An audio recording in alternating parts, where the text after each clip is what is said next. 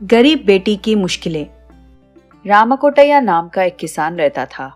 उसने अपनी बड़ी बेटी की शादी अपने भांजे से करवाई। ससुराल का हालत बहुत बुरा था। वादा निभाने के लिए शादी करवाई। ऐसे में रामाकोटैया ने अपनी बड़ी बेटी को बड़े ही लाड प्यार से पाला था। फिर भी गरीब परिवार में उसकी शादी करवाई है। एक दिन रामाकोटैया अपने घर के बाहर बैठा था। रामाकोटैया की बीवी ने उनके लिए चाय बनाकर लाई और उनसे कहने लगी, सुनिए जी, रात भर में हमारी बेटी के बारे में ही सोचती रही। मुझे नींद भी नहीं आया। एक बार देख के आएंगे तो मन को तसल्ली मिल जाएगी। हाँ, मुझे भी ऐसा ही लगता है। कल ही जाऊंगा। पता नहीं और कितनी मुश्किलों से घिरी है वो। न जाने उसकी तकदीर में और क्या लिखा है। यह सोचकर रामाकोटैया गहरी सोच में पड़ गया था। अगले दिन सुबह रामाकोटैया उठकर तैयार होकर अपने बेटी के पास निकलते हुए कुछ फल और मीठा लेते हुए अपना बेटी का ससुराल श्रीपुरम नाम का एक छोटा सा गांव को बैलगाड़ी में गया था।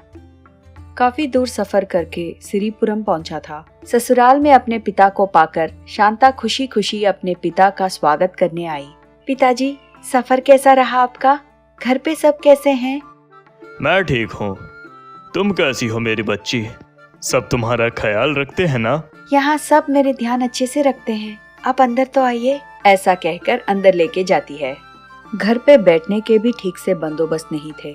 जल्दी जल्दी एक टेबल लेकर उस पर एक चादर बिछाकर अपने पिता के लिए बैठने का बंदोबस्त कर दिया और सोचने लगी, पिताजी को शायद लगता है कि हमारे घर में बैठने के लिए भी कुर्सियां नहीं है। इस बार तो मैंने संभाल लिया है। अपने पिता को बुरा न लगे और अपनी परिस्थिति के बारे में मुझे पता न चले, इसीलिए मेरी बेटी ने कितनी समझदारी से इस काम को संभाल लिया है। शाबाश मेरी बेटी। इस तरह मन ही मन में अपनी बेटी के खूबियों के बारे में सोचते ही रह गया। उसी वक्त शांता का पति मलेश घर आकर अपने ससुर को घर पे पाकर मर्यादा से, आप कैसे हैं ससुर जी? रामाकोटैया मुस्कुराते हुए, अभी आया हूँ मलेश। पति को अंदर बुलाकर उससे कहने लगी, सुनिए जी, मेरे पिताजी को हमारे घर के हालत के बारे में पता नहीं चलना चाहिए। घर पे दूध नहीं होने के कारण पिताजी को सिर्फ डिकॉशन बना के देती है। बेटी की हाथ की बनी हुई डिकॉशन पीकर, बिना दूध के कैसे पिएंगे?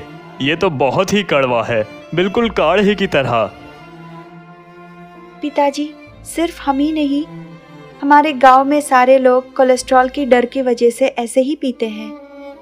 बेटी की इस समझदारी पे नाज करने से ज्यादा रामाकोटैया कुछ नहीं कर सका।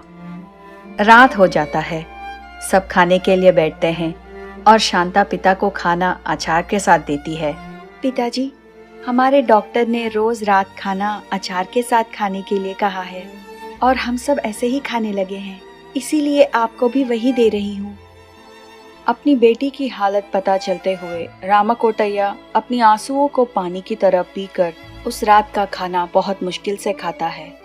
रात होते ही बिस्तर बाहर आंगन में बिछाकर अपने बेटी के बारे में मन ही मन में इस तरह सोचने लगता है, मेरी बेटी कितनी नादान हुआ करती थी। सबकी टांग खींचती, खुद हंसती हंसाती अपना दिन गुजार देती।